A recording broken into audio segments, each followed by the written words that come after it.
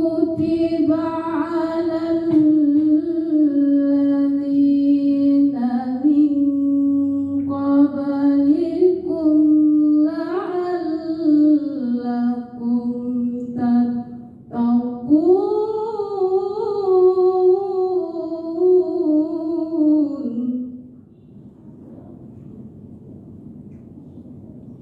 أياما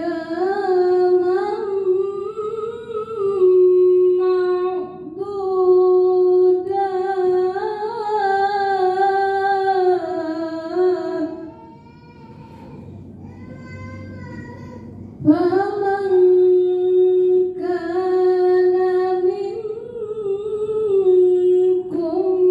مريضا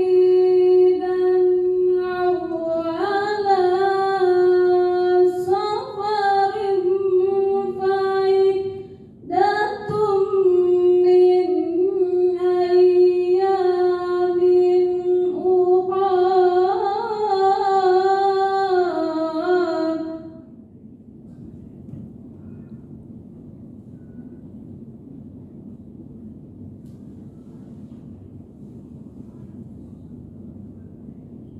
وعلى الذين من قبلكم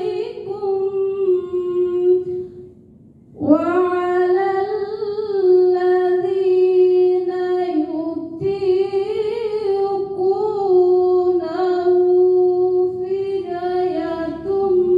طعام مسكين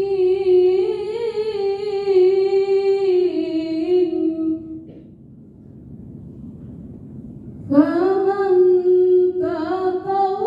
إن كنتم فمن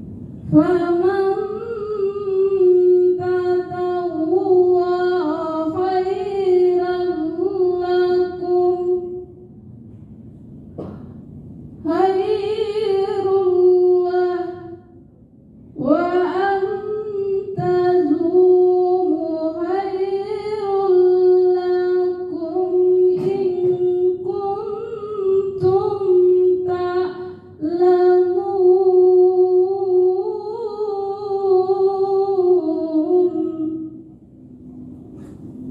Sadaqallahul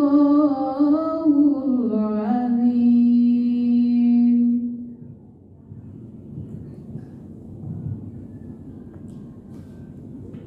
Sadaqallahul. Semoga dengan bacaan ayat suci Al-Quran tadi dapat menambahkan iman di hati kita. Amin, amin, ya Rabbal Alamin.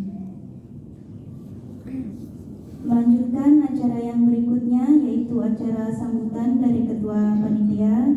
Kepada Dr. Titin, waktu dan tempat dipersilahkan. Bismillahirrahmanirrahim. Assalamualaikum warahmatullahi wabarakatuh. Alhamdulillah, pada sore hari ini kita dapat berkumpul bersama dalam acara pengajian Ikatan Keluarga Muslim RSUD bersama dengan Ustadz Zainal Abidin dengan tema Mutiara Ramadan. Saya berharap nanti Ustadz dapat memberikan pembelajaran bagi kami semua, dan saya juga berharap bahwa acara seperti ini akan berlangsung berkelanjutan supaya kebersamaan kita dapat terus terjaga dan ditingkatkan lagi. Kemudian untuk acara berikutnya saya tidak perlu berlama-lama lagi, saya kembalikan kepada pembicara. Baik, terima kasih dokter atas sambutan yang telah diberikan. Acara yang selanjutnya yaitu acara tausiah yang akan disampaikan langsung oleh Ustadz Zainal Abidin. Kepada Ustadz, waktu dan tempat kami persilahkan.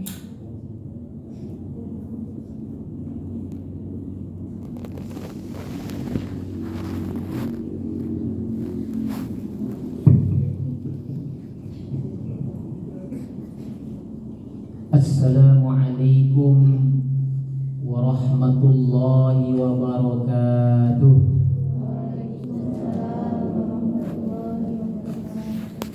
Jawab salahnya loyo amat. Baru puasa ke-17, harusnya semangat 17 Agustus ya.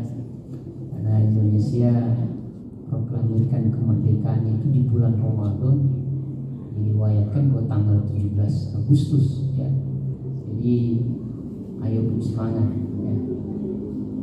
Assalamualaikum warahmatullahi wabarakatuh.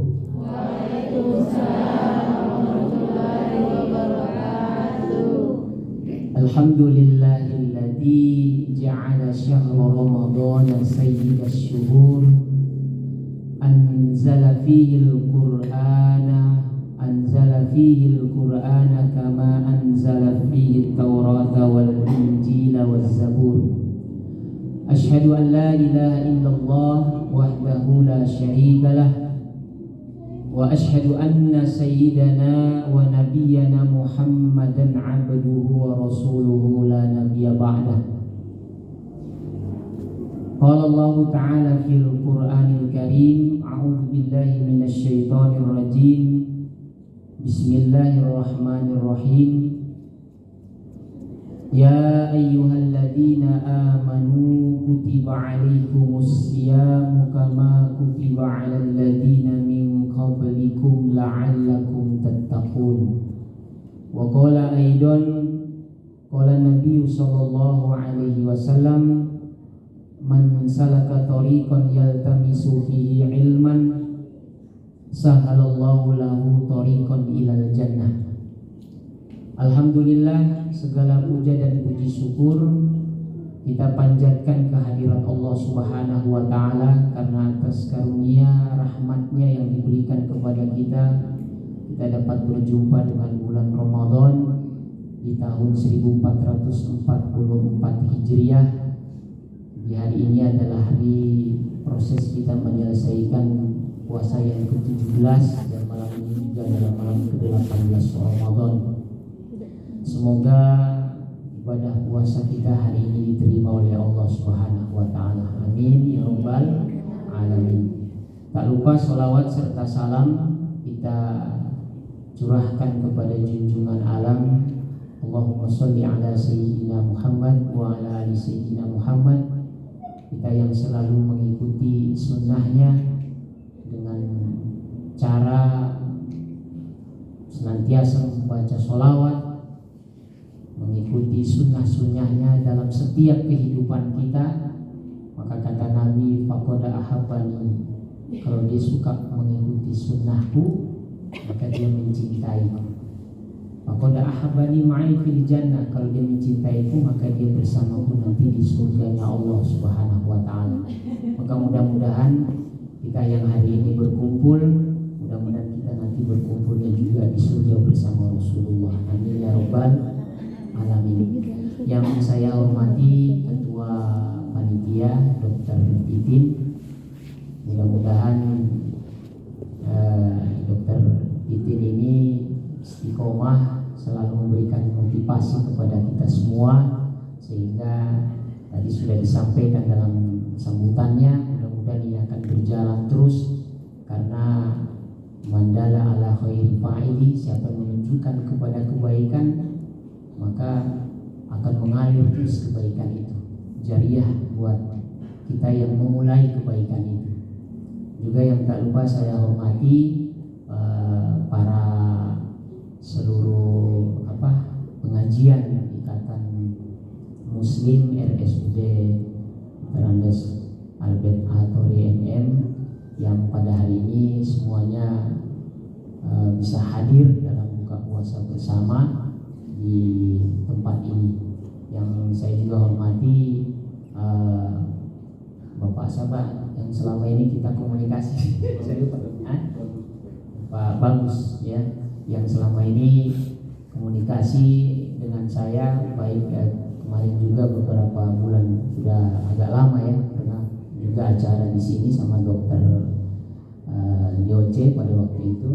Mudah-mudahan pertemuan saya yang kedua kali saya hadir di ruangan ini membawa motivasi semangat kita untuk beribadah kepada Allah Subhanahu wa ta'ala.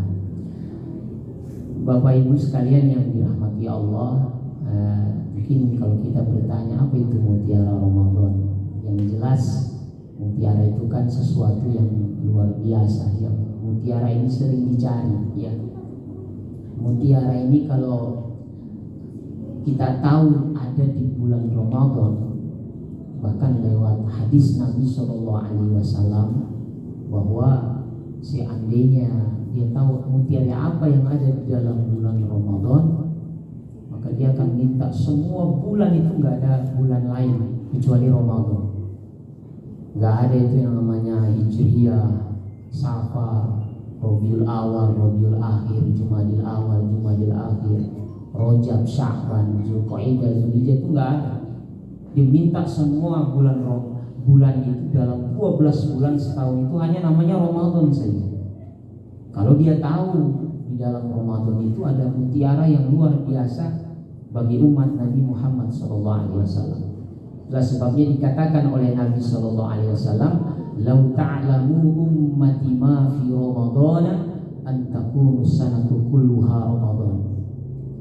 Apa kata Nabi? Seandainya umatku tahu di dalam bulan Ramadan itu ada mutiara, maka niscaya dia minta seluruh bulan itu menjadi Ramadan.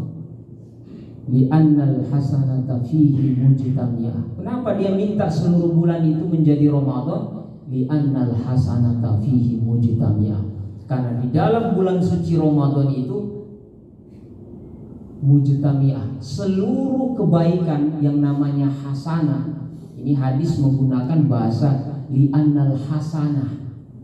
Sedangkan yang memilih hasanah itu di dalam Al-Quran itu hanya 2 nabi. Pertama Nabi Ibrahim alaihissalam, yang kedua Nabi besar Muhammad sallallahu alaihi wasallam. Qad kana lakum fi Ibrahim hasanah. Kemudian dalam ayat yang lain, surat ke-22 Al-Ahzab, kata Allah Subhanahu wa taala, laqad kana lakum fi Rasulillahi uswatun hasanah. Nah, ternyata di bulan Ramadan ini ada hasanah. Hasanah itu adalah kumpulan dari seluruh kebaikan. Jadi tidak ada model kebaikan itu yang tidak ada di bulan Ramadan, Bapak Ibu sekalian yang dirahmati Allah. Tidak ada kebaikan sekecil dan sebesar apapun, itu semua kumpul di annal hasanata fi mujtamiyah. Dia kumpul di dalam bulan suci Ramadan. Maka wajar kalau Nabi mengatakan celaka orang yang bertemu Ramadan dia tidak mendapatkan ampunan, dia tidak mendapatkan fitri. Karena dia tidak bisa beridul fitri, cuma boleh lebaran saja. Karena lebaran itu semua bisa. Yang sering kita dengar, yang lebar mejanya, lebar ruang tamunya karena tamu mau datang. Itu lebaran namanya. Tapi kalau beridul fitri itu kembali kepada fitri sebagai fitrahnya, sebagai manusia, sebagaimana dia dilahirkan oleh ibunya. Ini susah ini mendapatkan mutiara sehingga lahirlah manusia-manusia yang fitrah, yang dia memandangkan Allahu Akbar, Allahu Akbar, Allahu Akbar. Nah, inilah sedikit yang tidak banyak yang akan kita bicarakan. Tapi kalau saya ceramah di rumah sakit seperti ini, kita pasti, saya ingat bicara dokter ya, perawat gitu ya. Kalau saya mungkin klasifikasikan ada di dunia ini, hidup kita itu kita sering berhadapan dengan namanya dokter ya, berhadapan dengan dukun, berhadapan dengan dai. Nah, ini saya ambil 3D ini, dokter, dukun, dai ya. Ini semua sama melayani kebutuhan umat. Tapi ada yang dibolehkan, ada yang diharamkan oleh Allah. Kalau dokter itu kan orang yang suka melayani keluhan penyakit bagi pasiennya ya. Itu yang saya ketahui, kan setiap kita sakit pasti diarahkan ke dokter gitu. Nah, dokter itu jujur, nggak seperti dukun ya. Kalau dokter itu luar biasa, saking jujurnya dia ketika pasien di depan, ini pengalaman saya, kalau di depan dokter pasti ditanya sakit apa Pak, yang ditanya sakit apa, dia nggak langsung Bapak kayaknya sakit pilek atau panas, oh Bapak ini kayaknya malaria atau dan lain sebagainya. Nggak ada dokter itu sok tahu gitu. Beda dengan dukun ya. Kalau dukun itu ada ceritanya ya. Dukun itu ada ceritanya. Orang mau ke dukun punya masalah rumah tangga, suaminya selingkuh, ya, masalah rumah tangga. Begitu mau masuk ketemu mbah dukunnya, itu kan ada penjaga pintunya sudah tanya duluan, ada keluhan apa, ada masalah apa, mau ketemu dukun untuk apa? Dia cerita. Diam-diam itu penjaganya catat di HP-nya, kode kirim. Ya, ini dukun-dukun sekarang begitu, ya. Zaman sudah modern, dia WA ke SMS ke dukun di dalam. Begitu pasiennya sudah masuk, belum duduk betul, dukunnya bilang, saya tahu masalah rumah tangga kan, suamimu selingkuh. Mbah tahu, oh iya mbah, ya. Padahal baru di SMS sama penjaganya. Jangan tertipu Bapak Ibu sekalian, banyak sekarang orang begitu, ya. Dulu tahun berapa itu saya di Wasior, sebelum pandemi itu ada ibu-ibu di Wondama, ya. Mungkin Bapak Ibu pernah dengar. Setiap dia datang ke rumah orang yang sakit, dia bilang dibikin orang. Dengan buktinya dia gali tanah di depan rumah orang, baru setelah digali di dalam tanah itu ada apa? Ada kain putih, terus ada jarum dan kayak rambut-rambut. Jadi ini buktinya Bu Pak, bukti orang mengerjain kamu sampai kamu sakit. Termasuk bapak saya juga kebetulan lagi stroke ringan, dibilang dikerjain orang. Waktu itu saya nggak tahu. Nanti setelah sudah ketahuan, baru ketahuan ternyata ini apa, dukun, ya, dukun yang menipu. Ternyata dia itu suka menipu orang di Wondama. Saya nggak tahu, mungkin Bapak Ibu pernah dengar ada ibu-ibu suka menipu, bilang sakit karena dibikin orang. Ternyata dia gali tanah itu dia pintar, sudah jepit di sini. Yang ketahuan itu pasiennya tentara. Begitu dia tentara ini mungkin mau coba betul apa nih orang gali tanah itu ada seperti itu. Ternyata dijepit, ya, dijepit itu baru pura-pura gali dan dia ambil. Inilah penipuan dukun yang maka sampai dalam hadis sahih, hadis riwayat Muslim, sampai-sampai Nabi katakan kalau kita ke dokter itu bagian dari ikhtiar, bahkan berpahala. Maka kita bersyukur jadi Ibu Titin jadi dokter dan teman-teman yang lain yang sudah diberi kelebihan oleh Allah sehingga ilmu pengetahuan kedokterannya mampu menyembuh penyakit, memberikan obat sesuai dengan penyakitnya. Ini merupakan tobibun, kalau bahasa Arab itu tobibun, dokter, ya. Tobibun kalau perempuan, tobibatun, dokter perempuan, ya. Jadi tobibun itu dokter yang mempunyai pahala yang luar biasa karena kebaikan yang dia berikan, ya. Beda dengan dukun. Kalau dokter dia mengatakan, oh bapak ibu nggak usah puasa, kalau puasa nanti menambah penyakitnya. Maka dalam Islam tidak wajib puasa kalau dokter sudah ngomong. Beda kalau ustadz yang ngomong, ya, jangan dipercaya dulu, bukan ahlinya, ya. Bapak lagi datang sama ustadz, terus ustadznya bilang, wah nggak usah puasa, nggak wajib ditaati karena ustadz bukan ahli bagian penyakit perut. Tapi kalau dokter Titin mungkin yang ngomong, langsung besok nggak usah puasa. Kenapa? Sudah diamanahkan oleh Allah bahwa tidak wajib puasa di bulan Ramadan orang yang ketika puasa akan menambah sakitnya. Dan tadi dibacakan oleh Korea, tasumu khairul lakum, ya. Kalau kita tidak sanggup berpuasa, ganti, ya, ganti di bulan lainnya.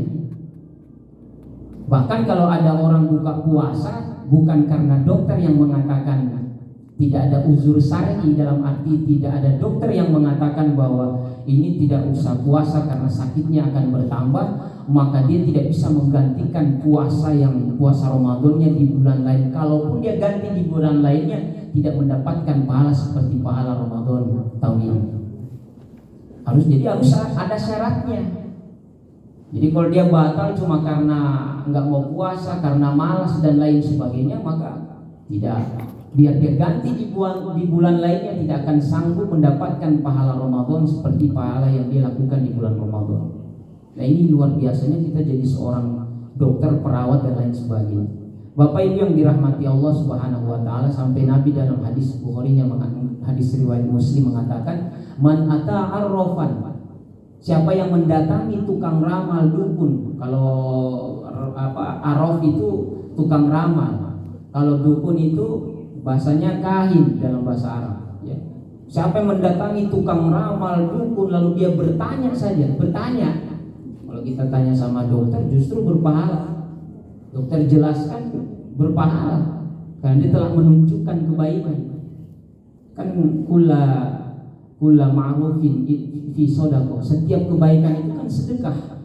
Setiap kebaikan yang kita lakukan, pekerjaan yang kita lakukan itu sedekah. Bahkan sampai iman totul adha anit tariqi sodaqah, menyingkirkan duri di jalan saja supaya orang nggak kena duri. Sedekah itu. Apalagi ini menunjukkan bagaimana cara kita sehat dan lain sebagainya. Masya Allah. Nanya berpahala sama dokter, dokter menjawab berpahala. Nah kalau kita nanya dukun lain bukan berpahala. Kata Nabi, man ata arrafan fasa'alahu an syai'in lam tuqbala lahu salatu arba'ina lailah. Siapa yang mendatangi tukang araf, tukang ramal yang bisa menunjukkan hilangnya barang kita, itu yang ambil. Itu tukang ramal itu begitu, ya. Siapa yang datang ke tukang dukun, siapa yang datang ke dukun itu dia tahu hal-hal yang gaib. Dia mengatakan dia tahu hal-hal yang gaib. Nah, siapa yang datang bertanya saja, bertanya ini, Mbah, ini gimana? Saya punya nasib bagaimana? Atau nanya tentang suami saya ini benar nggak selingkuh? Atau benar nggak istri saya selingkuh? Nanya itu saja. Kata Nabi, lam tuqbala lahu salatu arba'ina lailah, maka tidak diterima salatnya selama 40 malam. Hadis riwayat Bukhari dan Muslim. Sahih hadis ini. Maka nanya saja itu hati-hati.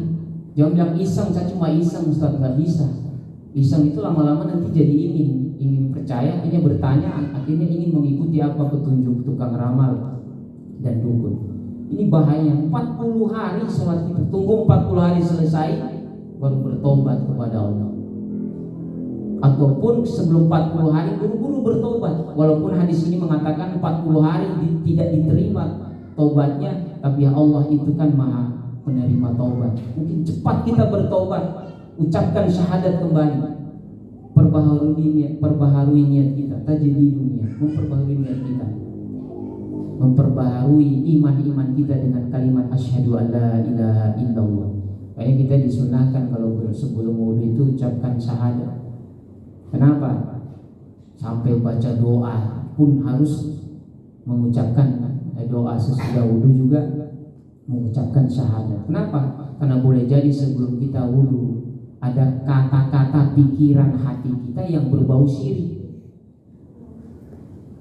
Maaf, kadang-kadang mungkin kita obatin orang, kita bilang kalau bukan petunjuk dan bukan karena saya, ini nggak sembuh dia ini. Ngomong begitu aja udah syirik kita. Pasien minum obat juga nggak membaca doa, dia bilang kata dokter ini harus minum 1 kali 2, 1 kali 3 obat ini, kalau bukan ini tidak menyembuhkan. Seperti saya minum. Kalau pikirannya ke situ, dengan obat ini yang menyembuhkan, syirik asghar namanya, syirik kecil. Nauzubillah min dzalik. Maka kita disuruh bersyahadat. Bapak Ibu yang dirahmati Allah Subhanahu wa taala, inilah luar biasanya bulan Ramadan mendidik kita bagaimana kita di bulan Ramadan ini untuk senantiasa merasa dilihat oleh Allah Subhanahu wa taala. Karena kita tidak akan mau berbuka bila belum waktunya. Padahal Allah Subhanahu wa taala memberikan kita petunjuk-petunjuknya supaya Ramadan ini akan meraih ketakwaan kepada Allah Subhanahu wa taala. Beda dengan dai. Kalau dai yang tadi saya bilang, kalau dokter, dukun, dai, kalau dai itu dia menyerus, dia suka memberikan petunjuk kolbu, penerang kolbu, ya. Dia memberikan tausiah-tausiahnya seperti ya saya ini, memberikan cerahan-cerahan bagaimana petunjuk agama. Jadi kalau ditanya, ya jawabnya tidak seperti jawabnya dokter, beda, ya. Kalau kita ke dokter, ya pasti sakit jasmani. Kalau sakit kolbu beda. Karena tidak sedikit ada orang jasmaninya sehat, kalau kolbunya sakit, itu sudah dikatakan oleh para ulama kita, kesehatan itu harus dari pikiran kita, dari hati kita, dan dari jasmani pun akan sehat.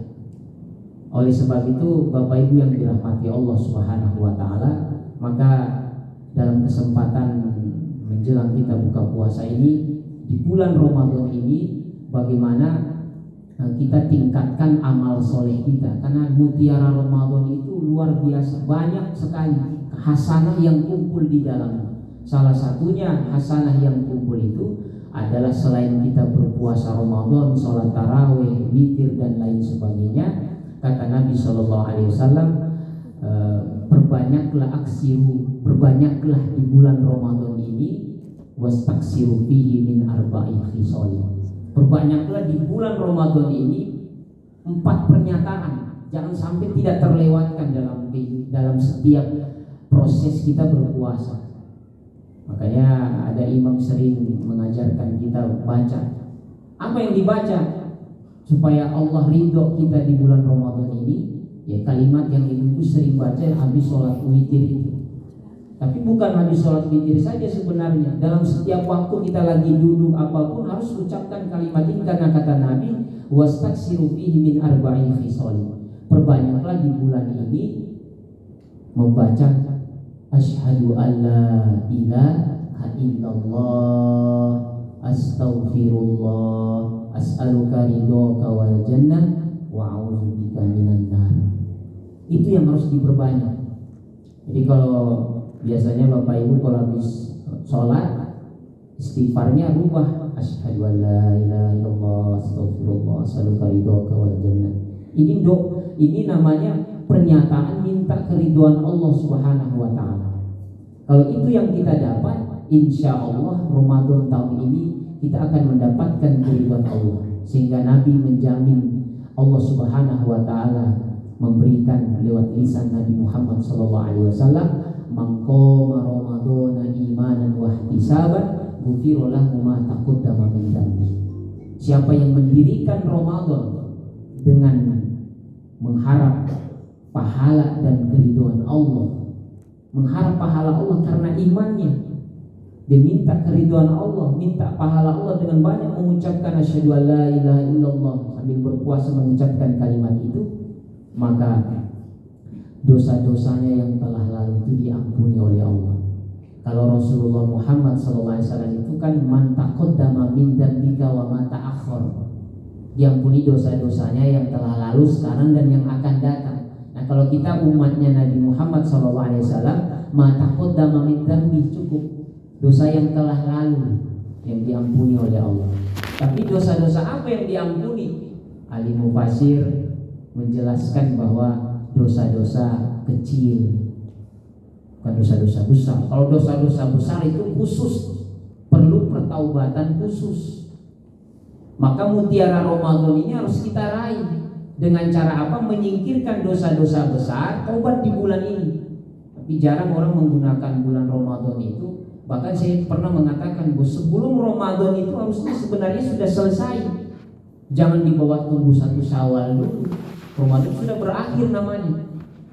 Nah, ada orang yang tidak mendapatkan mutiara Ramadan. Apa itu mutiara Ramadan itu? Yaitu ampunan rahmat Allah Subhanahu wa taala. Kenapa dia tidak mendapatkan? Padahal puasa sudah, sholat iya, khatam Quran sudah 1 kali, 2 sampai 3 kali.